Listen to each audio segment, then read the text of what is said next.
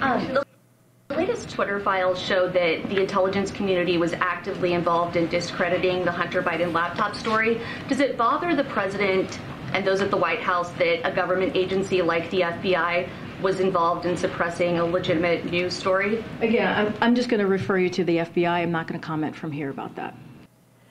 All right, that's Karine Jean-Pierre fielding some questions about the Twitter files. Does this seem in line, consistent with the approach that a lot of liberals have taken, which is that there's nothing to see here, folks, don't ask me these kinds of questions? And she said that over and over again, did she not? Yeah. No comment from us. Take it up with the FBI. Like the FBI is going to offer comment on this. Right. The FBI works for Joe Biden. Yeah. This is the whole problem with this thing, is the bureaucracy has grown beyond the ability of the American people to hold it accountable vis-a-vis the democratic process, because the people ostensibly in charge of the bureaucracy who pick the bureaucrats, the people we vote on, the Congress and the president, they have no actual control over it. They don't even know what's going on at it. Clearly, Donald Trump had no idea what was going on. He was railing against it, but failed to do anything about it. And I don't think Joe Biden necessarily does either. Or they know. Or they know and they don't care. Approve, or they tacitly approve. I mean, I think in this instance, it's particularly problematic because they're asking her about a story and the FBI's interference on a story that has direct implications for Joe Biden's candidacy and his family, right? So to the extent that I think you're right, it's always kind of a shifting of the buck, passing of the buck to say, don't ask me, ask the FBI in a way that's problematic. Here it's especially disconcerting that they're pretending that there's this Chinese wall up and that we had nothing to do with this. This is of no concern. How dare you almost is the tone. Ask me about this kind of a question. This is beneath me. And I don't know. There's a real credibility concern here because I think a lot of Americans across the ideological spectrum are very concerned about the FBI, are concerned about the deep state and malpractice. You have Tucker Carlson running with a story that he has a source that has confirmed proof that the CIA was involved in JFK's assassination. That's a whole other I missed that one, really? That's a whole, you should watch the segment for yourselves and judge for yourself about the integrity of, the basis for that claim and this unnamed source and all of that. But the point is, the idea of that kind of thing happening is not out of left field for a lot of Americans because of our understanding of exactly how those kinds of organizations have historically operated, as I talked about in a radar I did a while back about this defund the FBI movement and all of that. So there's an integrity problem. There's a credibility problem when the White House refuses to acknowledge anything substantive coming out of these Twitter files. And they comment all the time on what the social media companies are doing. That's one of the big problems here, or potentially, I think, legal problems, is that whenever Twitter, Facebook, or Google make a moderation decision they don't like, they speak up about that. Joe Biden accused Facebook of killing people by not taking down COVID skepticism with greater urgency. The previous press secretary, Jen Psaki, inveighed against tech companies for not doing more to police misinformation. A White House comms person, Kate Bedingfield, went on Morning Joe and answered a question from Mika Brzezinski, who said, if they don't do more about misinformation, would you punish them with regulation? And she said, yeah, we're going to look at that. I mean, take that on one hand, and then look at what the FBI is doing behind closed doors to influence tech, and they're threatening the companies, and I think that adds up to something.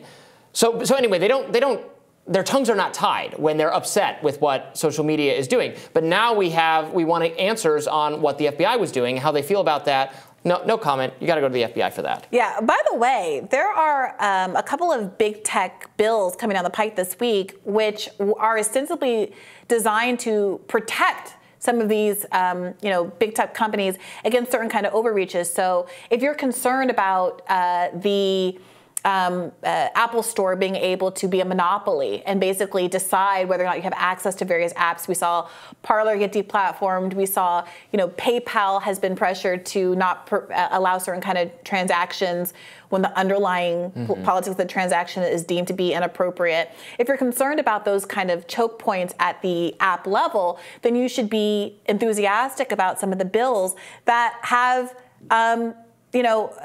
bipartisan support, but are now being held up by Chuck Schumer, who, surprise, surprise, Google Open Secrets, is a huge recipient of big tech money. And so around and around we go. I think there's actually a lot of bipartisan concern about the ways in which, including, I just interviewed a leftist on my podcast on Monday for Monday's episode.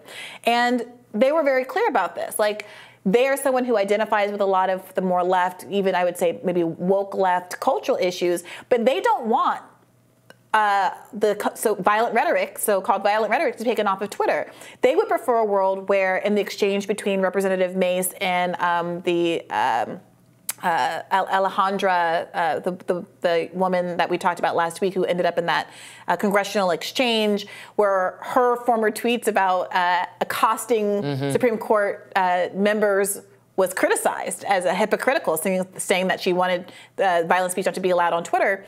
My guess says, I actually think Alejandra is right, but also that means that right-wing violent speech should be allowed, and that's a consistent way to go about it. So if you care about that actually being consistent, there are policies that are coming down the pike. There is bipartisan consensus around this sort of thing, but we're not seeing that kind of message coming out of the White House, and unfortunately, we're kind of not seeing that message coming out of Elon Musk either, who has disbanded any of his boards that were supposed to be getting to the root of how to design policy that was equal. And instead, there's been this open embrace of this vengeance narrative where it's like, well, you guys are mean to us, now we're going to be mean to you, and round we go. Who's winning from this? Who's benefiting from this? No one. I don't think the problem will only be solved if you actually, in my view, you have to actually you have to have some policy to prevent agencies like the FBI and the CDC from communicating with social media companies in this way. It is not they each now have a division that does social media outreach, that flags things in this manner,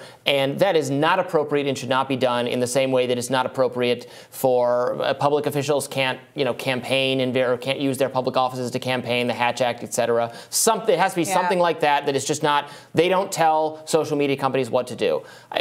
I would like it if politicians didn't do that either, but they kind of have the right because of the congressional rules. They get to speak on whatever topic they want. That's not necessarily true for government employees. They could be constrained from engaging with platforms in this way. That would be the change I would like to see.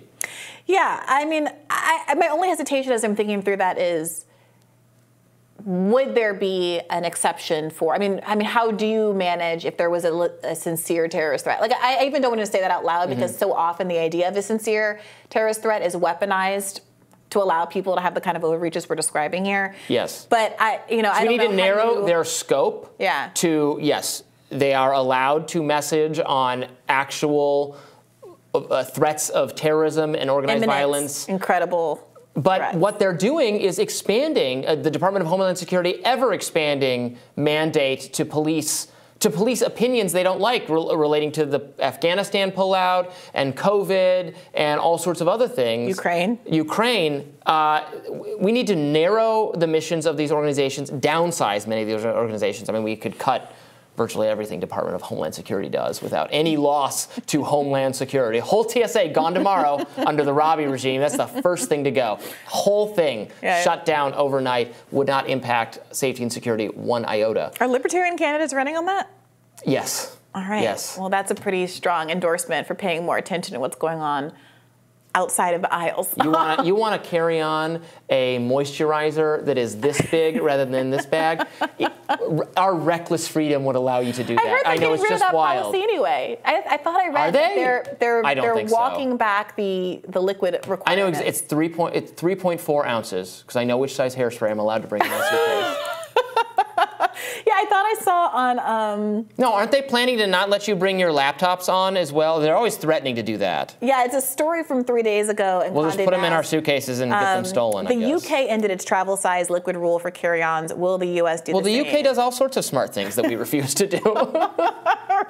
I wish we could be more like our European compatriots who truly know freedom, unlike us here in the US. Indeed. Again, Robbie Suave coming out for Medicare for All at this late stage. Oh, just God. amazing. Let's wrap. We're rising for you right after this.